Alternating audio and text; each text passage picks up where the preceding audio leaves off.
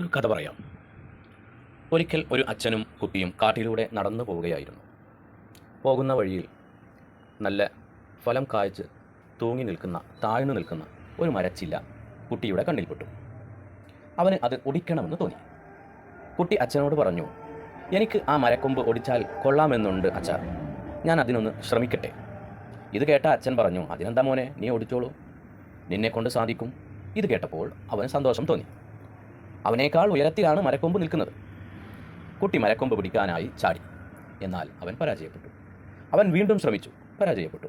കുട്ടി നിരാശനായി. ഇത് കണ്ട അച്ഛൻ പറഞ്ഞു, നിന്റെ പൂർണ്ണ ശക്തിയും ഉപയോഗിക്കൂ മകനെ. ഇത് കേട്ടതോടെ മകൻ്റെ ആത്മവിശ്വാസം വർദ്ധിച്ചു. അവൻ വീണ്ടും വീണ്ടും ചാടി. ഒടുവിൽ കുട്ടി കൊമ്പിൽ പിടിച്ചു. എന്നാൽ ആ കൊമ്പ് ഒടിക്കാൻ കുട്ടിക്കു സാധിച്ചില്ല. അവൻ അച്ഛനോട് പറഞ്ഞു, എനിക്ക് ഈ ചില്ല ഒടിക്കാൻ സാധിക്കുന്നില്ല. അച്ഛൻ വീണ്ടും അവനോട് പറഞ്ഞു, നിന്റെ സർവ്വശക്തിയും ഉപയോഗിച്ചാൽ സാധിക്കും. കുട്ടി വീണ്ടും ഒടിക്കാൻ ശ്രമിച്ചെങ്കിലും പരാജയമായിരുന്നു ഫലം. അവൻ കരഞ്ഞുകൊണ്ട് അച്ഛനോട് പറഞ്ഞു, എന്നെ പറ്റിക്കുകയായിരുന്നല്ലേ, ഇത് ഒടിക്കാൻ എനിക്കാവില്ല, എനിക്കതിനുള്ള ആരോഗ്യമില്ല.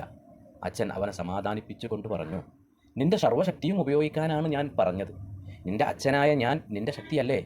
നീ ആവശ്യപ്പെട്ടിരുന്നെങ്കിൽ ഞാൻ നിന്നെ സഹായിക്കുമായിരുന്നു. നമ്മൾ ഒരുമിച്ച് അത് ഒടിക്കുമായിരുന്നു. പക്ഷേ നീ എന്നോട് ആവശ്യപ്പെട്ടില്ല. ഈ കഥയിലെ പാഠം എന്താണെന്ന് വെച്ചാൽ, മനുഷ്യൻ എന്നത് സാമൂഹ്യ ജീവിയാണ്. പരസ്പര സഹായ സഹകരണത്തിൽ ജീവിക്കേണ്ട ജീവിയാണ്. എല്ലാം എനിക്കാകുമെന്ന അമിതമായ ആത്മവിശ്വാസം പലപ്പോഴും ചെയ്തു തീർക്കാൻ കഴിയാതെ വരും.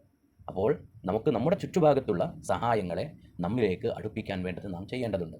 അതിന് വേണ്ടത് ഈ നല്ല റിലേഷൻഷിപ്പ്, നല്ല ബന്ധങ്ങളും അതോടൊപ്പം അഹങ്കാരം ഒഴിവാക്കിയുള്ള കൂട്ടുകെട്ടുമൊക്കെയാണ് അതിന് ഉപയോഗപ്പെടുന്നത്. ഈ ഒരു ചെറിയ കഥ ഇഷ്ടപ്പെട്ടു എന്ന് കരുതുന്നു.